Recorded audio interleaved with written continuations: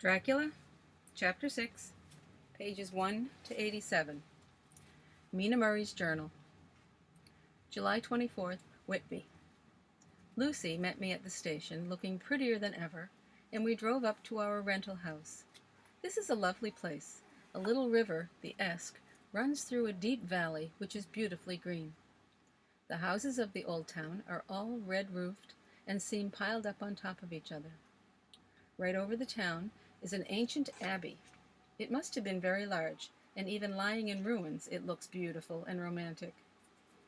There is a legend that a white ghost lady is seen in one of the windows. Between the abbey and the town there is another church, surrounded by a big graveyard, all full of tombstones.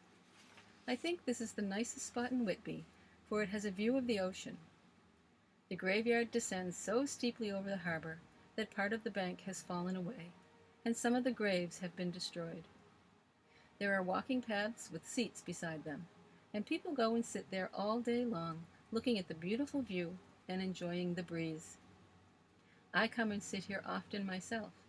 Indeed, I am writing here now and listening to the talk of 3 old men who are sitting near me. They have a legend here that when a ship is lost, bells are heard out at sea. I must ask one of the old men about it. One is wandering this way just now. He is a funny old man. He must be awfully old, for his face is gnarled and twisted like the bark of a tree. He tells me that he is nearly 100 years old, and that he was a sailor in the Greenland fishing fleet when Waterloo was fought.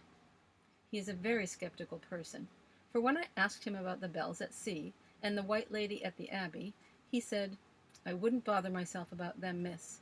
Them things be all wore out. Mind, I don't say that they never was true, but I do say that they wasn't in my time. They be all very well for day trippers and the like, but not for a nice young lady like you."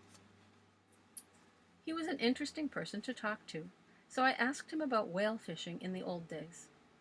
He was just settling himself in to begin when the clock struck 4. He struggled back to his feet and said, "I must be going homewards now, miss. My granddaughter doesn't like me to keep her waiting when the tea is ready." He hobbled away, and I could see him hurrying as well as he could down the steps. The steps are wonderful. There are hundreds of them leading from the town to the church. They wind up in a delicate curve on such a gentle slope that a horse could easily walk up and down them. I think they must originally have had something to do with the abbey. I shall go home too. Lucy is out visiting friends with her mother. August 1st. I came up here to the graveyard an hour ago with Lucy, and we almost had an interesting talk with my old friend and the 2 others who are always with him. He is evidently the biggest talker of them, and I think in his day he must have been a real dictator. He will never admit being wrong and argues with everyone. Lucy was looking sweetly pretty in her white summer dress. She's developed beautiful pink cheeks since she's been here. I noticed that the old men did not lose any time in coming and sitting near her when we arrived. She is so sweet with old people. I think they all fell in love with her on the spot. Even my old man fell under her spell and did not contradict her, but argued with me twice as much. I got him on the subject of the legends, and he went off at once into a sort of sermon. I must try to remember it and write it all down. "It be all fool talk, lock, stock, and barrel. That's what it be, and nothing else. These ghosts and goblins are nothing but inventions to send the children a-crying and silly women worrying. They be nothing but air. They be all invented by some preacher to scare some sinner into doing something he don't want to do. It makes me mad to think of them. Why, they're not content with printing lies on paper and preaching them out of pulpits. They want to be cutting them on the tombstones." I could see from the way the old fellow looked around for the approval of his cronies that he was showing off, so I put in a word to keep him going. "Oh, Mr. Swales, you can't be serious. Surely these tombstones are not all lies." "Sure enough. There may be a few not wrong, excepting where they make out the people to be too good. The place is full of lies. Now look here. You come here a stranger, and you see this cemetery." I nodded, though I did not quite understand what he was getting at. He went on, "And you'd think that under these stones lie the people whose names are on 'em, wouldn't you?" I nodded again. "Then that be just where the lie comes in. Why, there be dozens of these corpses that ain't never been here. And my God, how could they be otherwise? Look at that one nearest us." I went over and read, "Here lies Edward Spencelagh, sailor, murdered by pirates off the coast of Andres, April 1854, age 30. When I came back, Mr. Swales went on, "Who brought him home, I wonder, to put him here? He was murdered off the coast of Andres, for the love of God. His bones are scattered all over the Atlantic by now." "Well," I said, "I see your point. But I suppose the tombstones are here to please the grieving relatives." "To please the grieving relatives, you suppose?" He said this with intense scorn. "How will it please the relatives to know that lies is written on 'em, and that everybody in the place knows that they be lies?" He pointed to the stone directly at our feet, which had been laid down as a slab. "Read the lies on that one," he said. The letters were upside down from me, from where I sat, but Lucy was better positioned, so she leaned over and read it.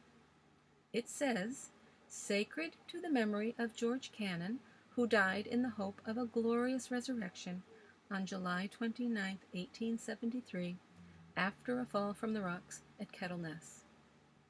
This tomb was erected by his sorrowing mother to her dearly beloved son. He was the only son of his mother, and she was a widow." "Really, Mr. Swales, why are you laughing? I don't see anything funny in that." "You don't see nothing funny? Ha! But that's because you don't know that the sorrowing mother was a hellcat that hated Georgie because he was a drunk, and he hated her. He committed suicide so that she couldn't collect on the life insurance she'd taken out on him. He blew the top of his head off with an old gun that they had for scaring crows. That's the way he fell off the rocks. And as to hopes of a glorious resurrection, I often heard him say myself that he hoped he'd go to hell, for his mother was such a church-goer that she'd be sure to go to heaven, and he didn't want to spend eternity where she was. Now, isn't that stone," he hammered it with a stick as he spoke, "a pack of lies?" I did not know what to say, but Lucy stood up saying, "Oh, why did you tell us such an awful story? It is my favorite seat, Mr. Swales, and now I find I am sitting over the grave of a poor suicide." Mr. Swales softened at once. "That won't harm you, and it may please poor Georgie to have a pretty girl sitting on his lap. Why, I sat here off and on for nearly 20 years, and it hasn't done me no harm. Don't you worry about them lies under you, or that doesn't lie there either. Now there's the clock, and I must be going. Good day, ladies." And off he hobbled. Lucy and I stayed for a while. She told me all over again about Arthur and their coming marriage. That made me feel a little heartsick, for I haven't heard from Jonathan for a whole month. I hope there's nothing the matter with him. I wonder where he is, and if he is thinking of me.